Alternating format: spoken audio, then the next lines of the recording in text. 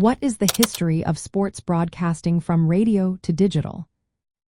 Imagine a time when watching a game meant being in the stadium or reading about it in the newspaper. Now, think about how sports reach fans today through countless screens and streams.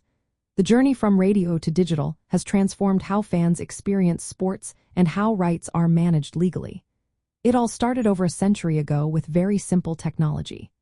In 1911, a mechanical device transmitted a football game between Kansas and Missouri via telegraph.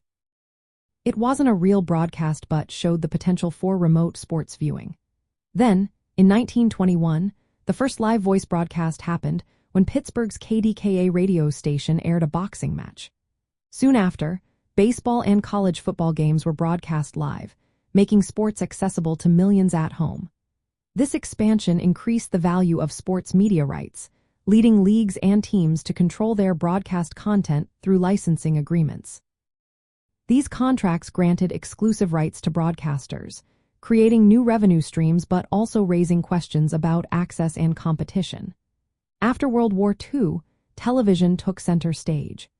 Major networks like NBC secured exclusive rights for big events like the Olympics and professional leagues. These deals helped attract advertisers and large audiences but also meant fixed broadcast times and restrictions. As the legal landscape evolved, sports organizations negotiated complex licensing contracts to balance exposure and income. These agreements often limited sublicensing and digital distribution, reflecting the technology of that era. The 1960s brought satellite technology, which allowed live broadcasts across borders, increasing the scope and value of media rights. Innovations like instant replay added excitement but also created new legal issues around rebroadcasting and highlights. Fast forward to recent decades, digital streaming has changed everything. Over-the-top streaming services and apps let fans watch on demand from anywhere, challenging traditional scheduled broadcasts. This shift has led to renegotiations of licensing deals to include digital rights, often divided by platform, location, and device.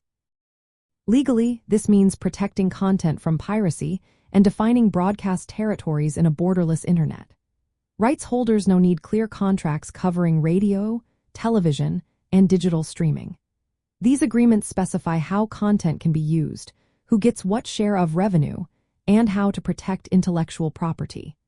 This ongoing evolution shows how technology and law work together to shape sports media. From early experimental transmissions to today's digital platforms, each step has changed how fans access sports and how rights are licensed and protected. The history of sports broadcasting is a story of constant innovation, legal adaptation, and new ways for fans to connect with their favorite games.